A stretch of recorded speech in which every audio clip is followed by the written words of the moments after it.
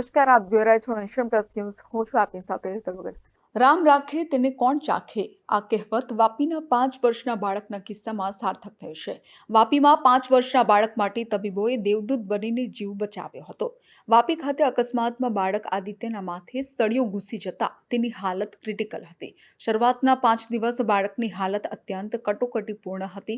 સળિયો મગજના ડાબા હિસ્સામાં આરપાર નીકળી ગયો હતો, જેમાં લોહીની મુખ્ય નસને પણ ઈજા પહોંચી હતી. પરંતુ વાપીની હરિયા હોસ્પિટલના તબીબોએ 1 માસ સુધી સારવાર કરી જટિલ ઓપરેશન કરતા શ્રમિક પરિવારના બાળકને નવજીવન મળ્યું હતું. આ ઉપરાંત આંખની અમુક નસો પણ એ ભાગમાં હોય આ ઓપરેશન ખૂબ જ સાવધાની અને સાવચેતીપૂર્વક કરવામાં આવ્યું હતું.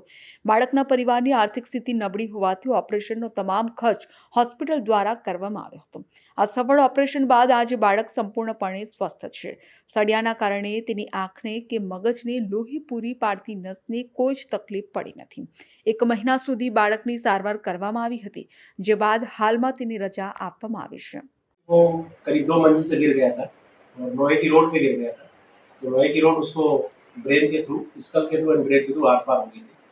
वहाँ से वो जो वहाँ के उसके जो रिलेटिव्स थे वो रॉड को काट के उसके साथ ही उसको लेके आए थे और ब्रेन के अंदर ही थी रॉड पूरी. हमने यहाँ पे आके उसको देखा, लेकिन उस समय अच्छे से जाग नहीं रहा था और बहुत ही क्रिटिकल कंडीशन में था. उसके बाद हमने उसका सीटी स्कैन कराया. सीटी स्कैन में देखा गया कि रॉड जो है वो पीछे की तरफ से घुस के और आगे ऊपर की तरफ से सर के हिस्से से निकल गई थी. तो उसके लिए फिर हमने उसको जो है एक इमीडिएटली इमरजेंसी ऑपरेशन प्लान किया और उसको तुरंत ही सीटी करने के बाद उसको हमने ऑपरेशन थिएटर में ले लिया था. ऑपरेशन में देखा कि रॉड जो है वो बोन को पियर्स करते हुए ब्रेन के थ्रू पेराइटल रीजन मतलब ब्रेन के ऊपर वाले हिस्से से निकल गई पीछे से घुस के. और उसी रास्ते में एक बड़ी खून की नस आती है जिससे कि ब्लीडिंग होने का बहुत ज़्यादा चांस था उस समय ऑपरेशन के लिए. लेकिन इन सब कंडीशन से देखते हुए हमने उसको ऑपरेट करने का प्लान किया. हमने उधर से जहाँ से उसकी रॉड निकली गई थी स्कल के थ्रू पूरा हड्डी को खोला. उसके बाद ब्रेन का कवर खोला और ब्रेन का कवर खोलने के बाद देखा कि ब्रेन का कवर पूरा फटा हुआ था और बहुत बड़ा गैप था उसमें भी. और जो आयरन की रॉड थी वो ब्रेन के थ्रू होते हुए जा रही. फिर हमने उसको बड़े ही मेटिकुलस तरीके से, बड़ी ही सावधानी से उसको वहाँ से बाहर निकाल दिया. और सबसे इम्पोर्टेंट चीज़ क्या होता है इस कंडीशन में, ब्रेन में एक तो इन्फेक्शन होने का चांस रहता है, एक रीब्लीड होने का चांस रहता है.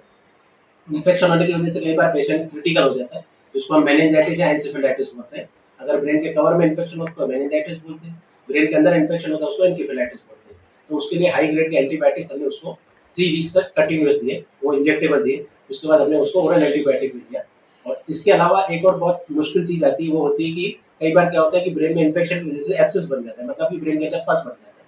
तो उसके लिए कई बार रीऑपरेट करना होता है. लेकिन भगवान की कृपा से ऐसा कुछ नहीं हुआ. पेशेंट अभी स्टेबल है, अच्छे से खा पी रहा है और अच्छे से. तो आज हम उसको डिस्चार्ज करने का प्लान कर. Bureau report Nation plus news Vapi.